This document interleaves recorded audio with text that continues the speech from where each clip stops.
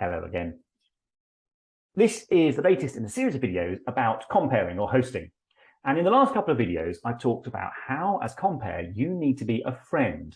You need to be a friend to your audience, and you need to be a friend to speakers. If you haven't watched those videos, do go back in the playlist and find them, because I think you'll find them really useful. But in this video, I want to talk about the third group you need to be a friend to, and that's the event organizer, the person who's booked you, probably the person who's paying you. I hope you're getting paid. So you need to be their friend because you are really their representative on the stage.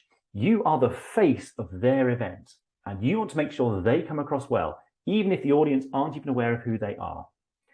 So this is about talking to the event organizer regularly in the run-up to an event. Ask them questions like, what tone do you want me to set?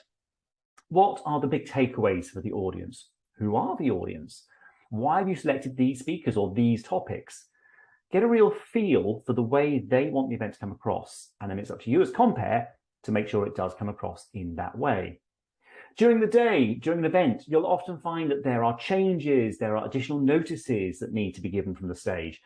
Make sure you're regularly talking to the event organizer to find out, are there any updates? Is there anything you need me to communicate to the audience? Make sure that you have learned from the event organizer the instructions that you need to pass the audience. For example, where's coffee?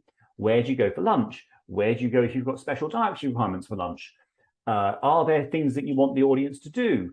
Hashtags, do you want them to post on certain platforms? Do you want them to engage with an app? Find all these sorts of bits of information out in advance and make sure you plug them regularly from the stage, and the event organizer will love you for it.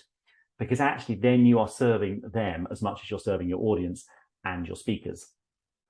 So that's another third of the people that you should be friends with, and that's the event organizer. Keep them on side because ultimately, I think they're probably going to be the ones paying the bills for you.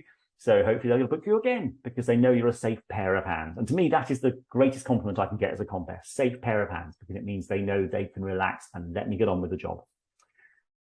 If you come here via my email newsletter while you're here, do subscribe to my YouTube channel. If you found me on YouTube, then in the description below, you will find a link to my email newsletter to get a roundup of great presentation and communication tips. See you next time.